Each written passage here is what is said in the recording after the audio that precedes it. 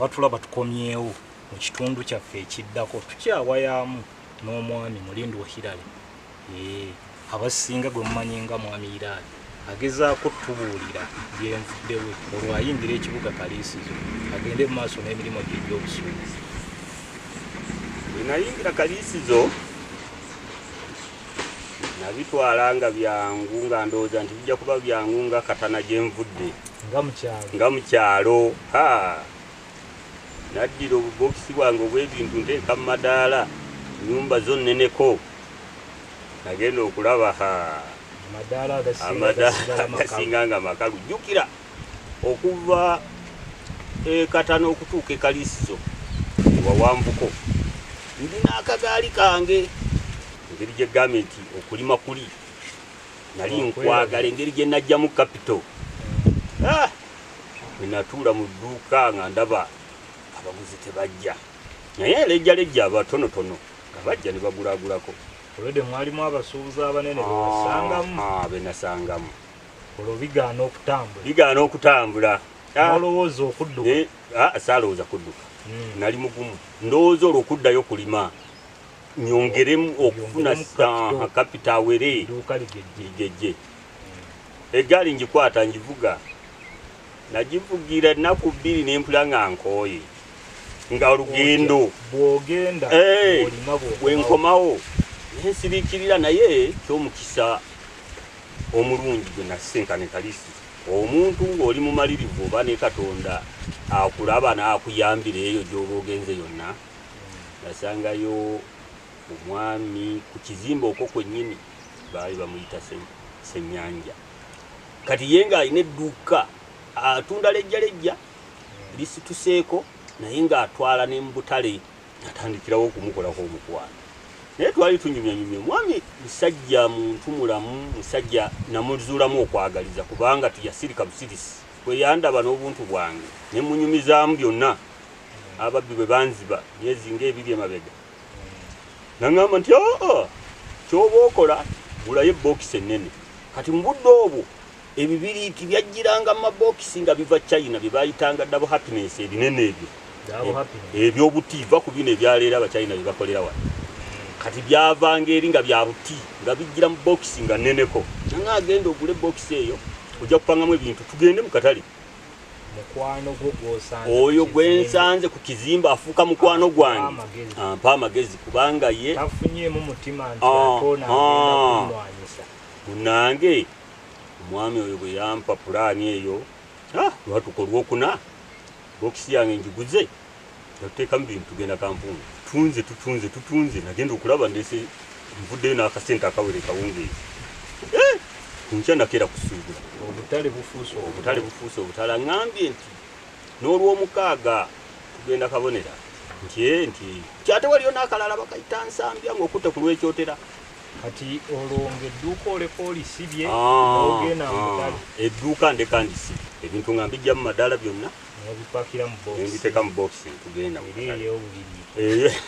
Ey'obubiri olukomawo ekire kawungeezi essaawa nga 2 tumaze okukomawo nga mbizaamu enkeera abaguzi basobole okubiraba nga mwebiri kasente kemba nzijeeyo nga ngenda nsuubula nyongeramu. Olwo siyingiddemu n'okusimba olusuku.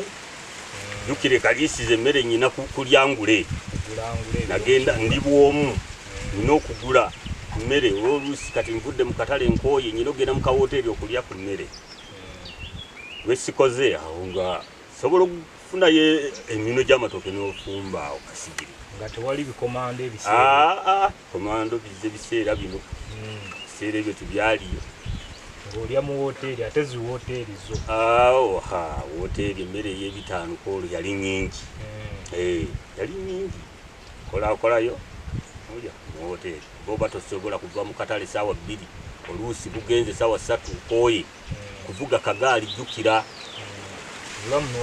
obulamu nembutambuza bwe ntyo sente n'ozikuba naye akatale mu budde obwo abantu baatundanga ebirime byabwe nga bategeka kujja mu katale kugula bintu kubanga abo mu katale munnange kyeyansomesa tunda ebbeeyi y'omu ttawuni kati oli tajja kugenda mu tawuni kugula sukaali oba kugulayo munnyu ng'ate wano akatale akamuliraanye ebbeeyi emu gye tutunda science oyo era waayita ebbanga lya myezi ng'ena 5 nenkiraba nga bwe nsibawo ate enfiirwa bakasitoma ababadde bampagira kuba bajja siriiwo ati ekintu ekyo nenkibulira mu mukwano gwange eyantwala mu katale oyagala kaddukamu oconcentratinge ku dduuka nangamba tokigeza tusigale mu katale naye tosobola kunoonyaayo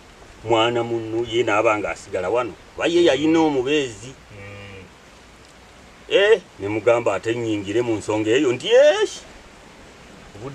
obudde bwebwo ne mugamba kankirowoozeeko saambuulira mangu naye nakirowoozaamu munange kyeyaŋŋamba naye ndaba nga kineetaagisa era mu myezi 6 nga nkoledde kalisizo kyampaliriza okukola kyekunoonya munnange gwe tunaabeera ffenna nyingiridde ensonga ate z'okubeera ne munnange asobola okusigala ku dduuka kale namufuna nga bwebimanyi ebyekivubuka ate ntandika kuyigiriza ono dduuka nga bwe lirina okutambula talina kyamanyi naye abedde mwangu ebintu agenda abiyiga nze bwe nnumba mu katale waayita omwaka gumu mu 97 tumuyingira olwo 96 mumazeeko nfunye munnaani 97 ate okumuyingira nga situlina zadde tumuyingidde tumutuuse mu makati awo nga si mu mwezi gw'okuna emirimu gitambula ndi mu butale munnange edduuka alikwasaganya ekyalo nali nasimbayo olusuku lutonotono olw'ekivubuka ovuga eggaali nayo ku katooke gwa muwogo ndeeta ya wiiki embeera etambula awo wennyini ketubawumuzeemu tumale okuddamu okunywa ku girasi y'amazzi tukomewo